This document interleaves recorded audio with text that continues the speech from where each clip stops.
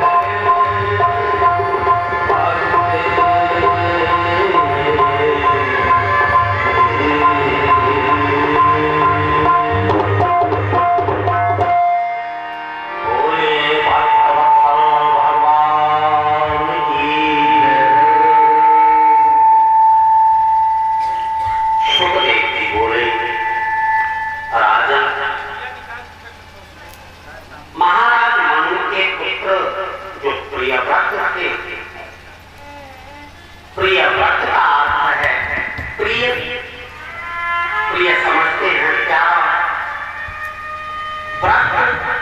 व्रत माने उपवास नहीं, व्रत माने संकल्प। जो संकल्प प्रिय है वही है प्रिय व्रत।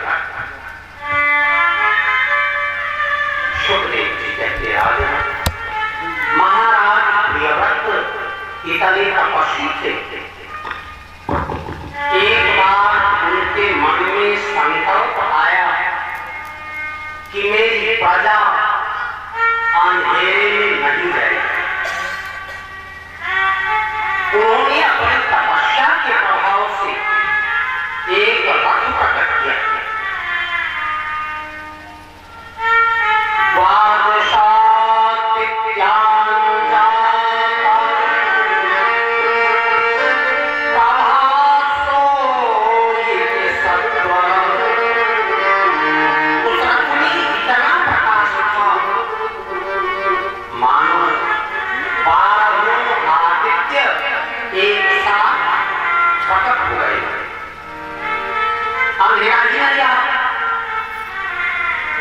ब्रह्मा जी ने निवेदन किया,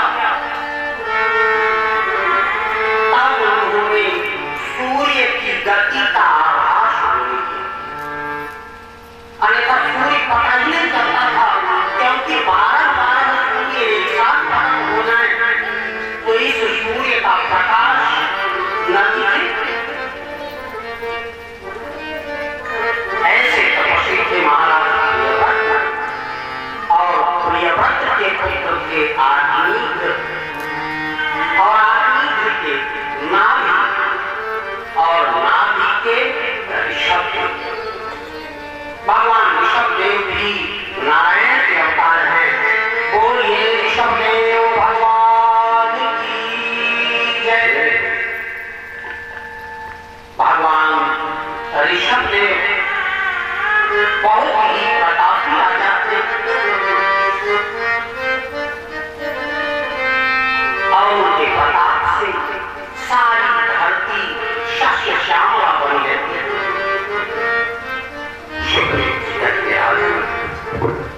ऋषभ देव जी के 100 पुत्र थे।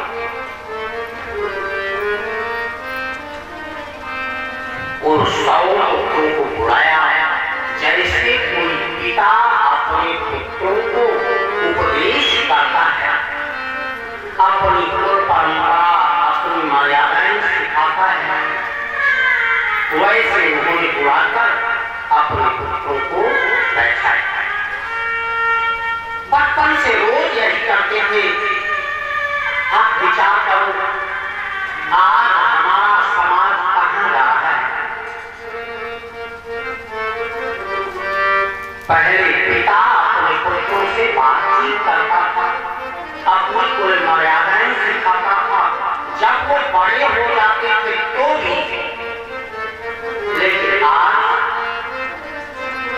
पिता काम करके 2 बजे रात आता है, जब तक पिता सोता है तब तक पुत्रों को कोई गाड़ी कांधे में उठा ले जाती है, और जब पुत्र आता है तो पिता रहते नहीं है। न जाने कितने महीने पिता और पुत्र की भेंट तक नहीं।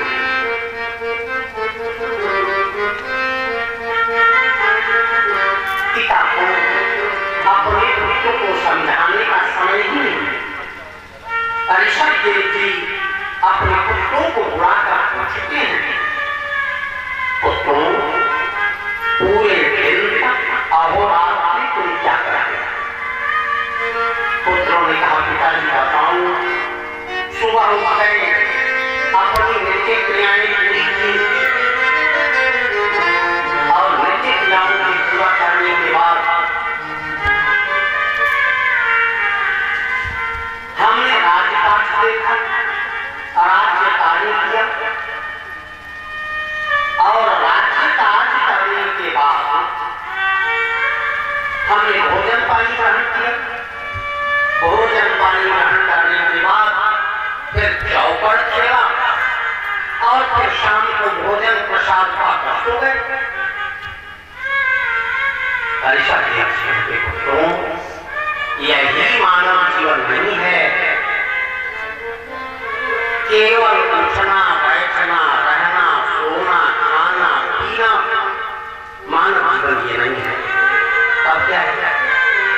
अपने बच्चों को समझाते हैं, नायम देहो देह भाजा लोके कष्टां कामां आहते विदुभुजाय।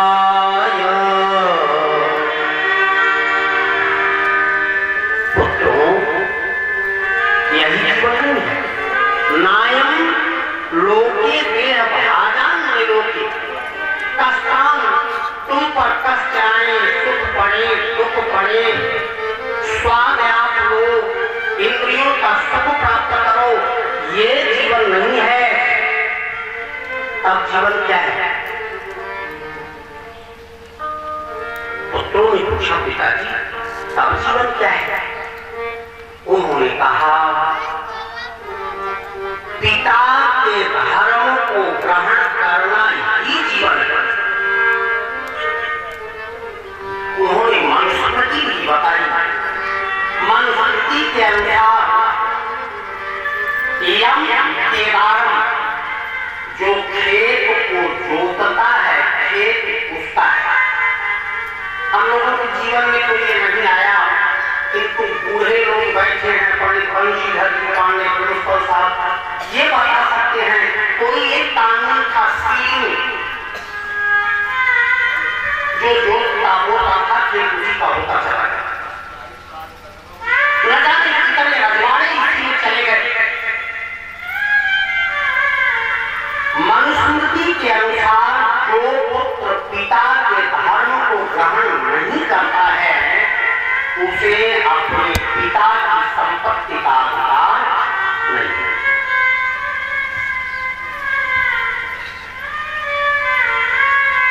पुत्रों ने पूछा, पिताजी धर्म क्या है? बोले, देखो यहां से तुम्हें गंडकी सरोवर जाना चाहिए। सावधान होकर आप श्रवण करें, क्योंकि हमारे जीवन में ऐसी बहुत सारी बातें आती रहती हैं। अक्सर समाज में प्रचलित है, हर घरों में ठाकुर जी की पूजा, ठाकुराई की पूजा, न जाने कौन कौन पूजा होती रहती है। सुखदेव जी कहते हैं, गंडकी सरोवर में जाएं। जितनी विजातियां इस धरती पर पैदा होती हैं, गंडकी सरोवर में उतनी शालिग्राम ठाकुर जी की शिलाएं पैदा होती हैं। और उन शिलाओं को निकालने का भी एक अलग तरीका है। अब तो नेपाल में है गंडकी सरोवर, जहां से गंडकी नदी निकलती है। लगभग 7 फीट के बराबर का एक सरोवर, उसका जल घूमता रहता है।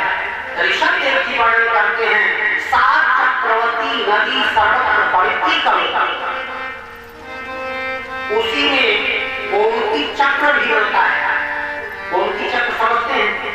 शालिग्राम जी के साथ बटन जैसे भगवान भी पंडित जन रखते हैं, उस पर ऐसे गोलाई गोलाई बना हुआ, वो है गोमती चक्र। और ऐसा कहा जाता है, यदि 1 मास तक इस नदी में स्नान कर लिया जाए तो पीठ पर चक्र का निशान अपने आप बन जाता है। ठाकुर जी को पकड़ने का एक अंग है, तुलसी का पौधा, उसको रस्सी में बांधो, किसी सरोवर में डालो, तो थोड़ी देर घूमेगा, फिर आप इस तुलसी के वृक्ष में चिपकी हुई एक शालिग्राम से बाहर आएगी। वो आप वाले भगवान हैं, आपके ठाकुर जी हैं, ले आकर उनकी पूजा करें। और बताओ, नर्मदेश्वर महादेव और शालिग्राम ठाकुर जी की प्रतिष्ठा की आवश्यकता नहीं है।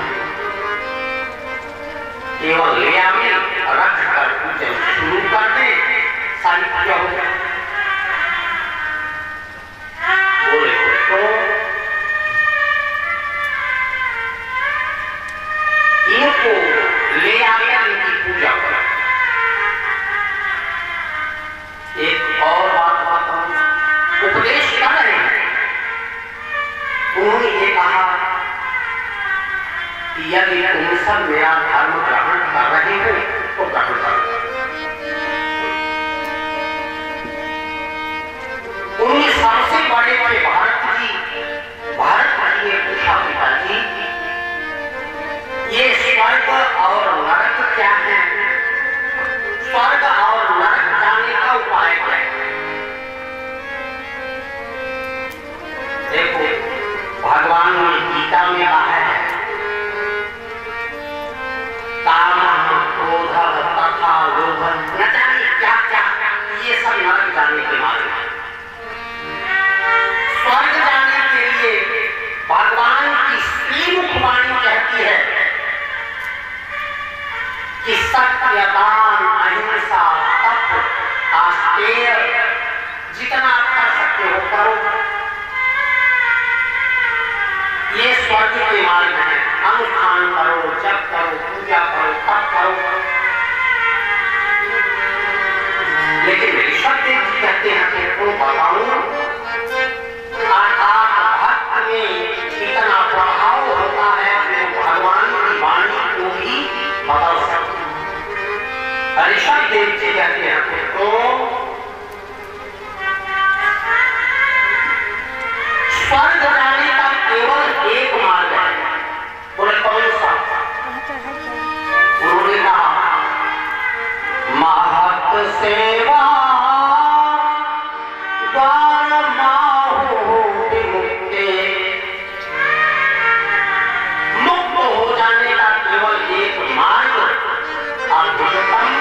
सेवा है।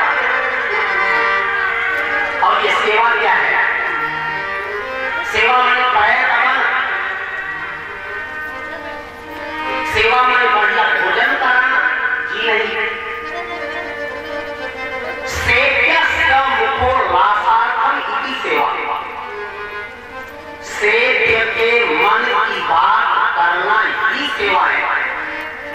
मान लिया महाराज जी के पैरों में फोड़ा हो जाए और आप और नहीं, महाराज जी हमारा धर्म है, हम बिना पैर दबाए मानेंगे नहीं। अब वो बेचारे फोड़े के दर्द से परेशान, वेदना और आप बढ़ाओगे तो ये सेवा तो हुई नहीं। सेवा का एक मार्ग है, महत् सेवा द्वार माहु विमुक्ते, और सेवा वह है सेव्यस्य मुखो लासार्थम इति सेवा। सेव्य के मन की बात करते वही सेवा कहलाता है। भरत जी ने पूछा, पिताजी और नरक जाने का? बोले नरक जाने का भी केवल एक ही मार्ग है। अगर स्वर्ग जाने का एक मार्ग है तो नरक जाने का भी एक मार्ग है। बोले क्या?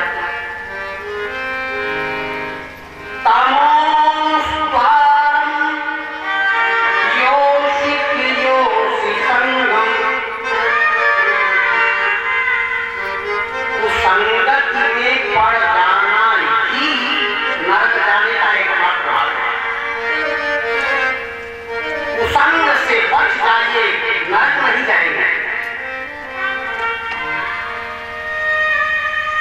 कुसंगति में पड़ना ही नरक जाना है, अधिकतम सेवा करना ही स्वर्ग जाना है। भगवान ने गीता में कहा, कामः क्रोधः तथा लोभः, ये सब नरक जाने के मार्ग है। काम, क्रोध, लोभ, मोह, मात्सर्य, ईर्ष्या, द्वेष। अब आप काम, क्रोध, लोभ, मोह को समझते हैं। मात्सर्य क्या है? मात्सर्य, मत्सर एक शब्द है। मत्सर माने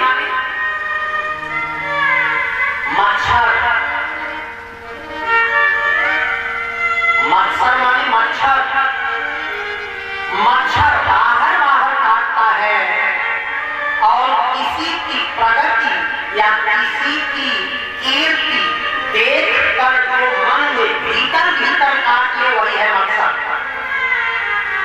कोई बढ़ता चला जा रहा हो, किसी का ऐश्वर्य बढ़ रहा हो, किसी की कीर्ति बढ़ रही हो, किसी का धन बढ़ रहा हो, किसी का परिवार बढ़ रहा हो, इसको देख कर जो भीतर भीतर काटने लग जाए हृदय में, समझना ये मत्सर का शिकार हो है। इसलिए संतों, ब्राह्मणों, वृद्धों, माता पिता, बुजुर्गों की खूब सेवा कीजिए। स्वर्ग जाने का इससे अच्छा कोई रास्ता नहीं है। उपदेश करने के बाद ऋषभ देव जी ने भारत को अपना युवराज बना दिया, क्योंकि 99 जो थे वो एक नए धर्म की ओर चले गए। जैन धर्म के प्रवर्तक ऋषभ देव जी, अर्थात जैन धर्म हिंदू सनातन वैष्णव धर्म का एक अंग है। अब आप देख लें, बौद्ध जैन के तीर्थ स्थल भी वही है जो सनातन धर्मी थे। थोड़ा सा अंतर, उन्होंने केवल एक ही अपना लिया, महत सेवा द्वार मारो। तो वो गृहस्थ न रहते हुए केवल सेवा को ही अपना धर्म बना लिए। 99 बेटे तो ऐसे चले गए, लेकिन भारत जी ने अपने पिता के बताए हुए रास्ते को ग्रहण किया और सनातन धर्म में चले गए। ऋषभ देव जी चुप रहते, किसी से कुछ नहीं बोलते, केवल अपने मुंह में पत्थर का टुकड़ा रख लिए थे, ताकि मुंह से कोई ऐसे शब्द न निकल पाए कि अन्य किसी को उससे ठेस पहुंचे। अब भरत जी राजा हुए,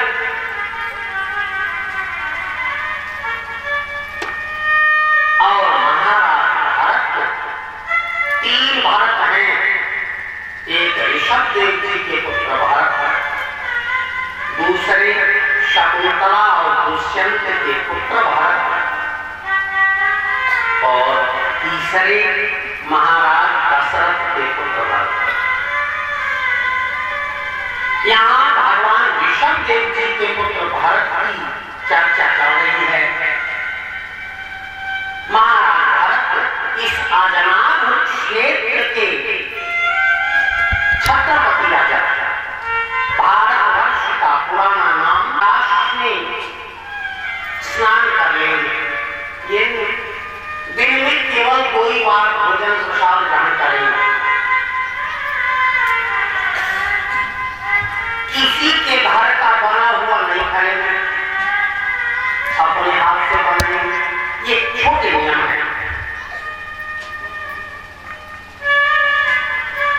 संयम, हमको संयम से रहना चाहिए। कब कहाँ क्या बोलना चाहिए, कैसे बोलना चाहिए, कितना बोलना चाहिए, क्यों,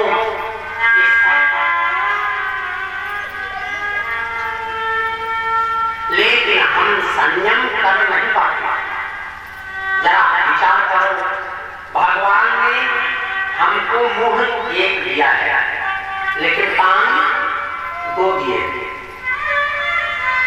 शरीर की सारी इंद्रियों का एक एक काम है, लेकिन मुंह के 2 काम है, स्वाद लेना और बोलना। आधा और कान कितने हैं? 2। आप 1 और 4 के अनुपात में बोलना और सुनना ऐसा करें। बोले 1 और सुने 4। एवरेज जो औसत बनाया परमात्मा ने, क्या 1 बोले और सुने 4, लेकिन हम क्या करते हैं? 4 बोलते हैं और सुनते 1 हैं। ठीक उल्टा अनुपात।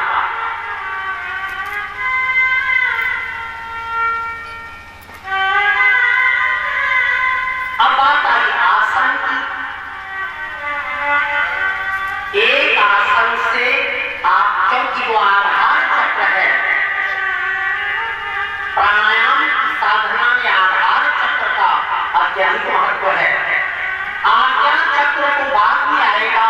पहले आधार तत्व जागृत करें। साधना का प्रथम मार्ग आसन स्थिति। इसलिए एक आसन पर बैठने का अभ्यास करें। फिर बात आती है प्राणायाम। पातंजलि योग दर्शन में कुंभक पूरक रेचक ये व्यवस्था थी, लेकिन ये बात हमारी समझ में तब तक नहीं आई जब तक रामदेव बाबा ने हर घरों से प्रातः काल होते फू फू की आवाज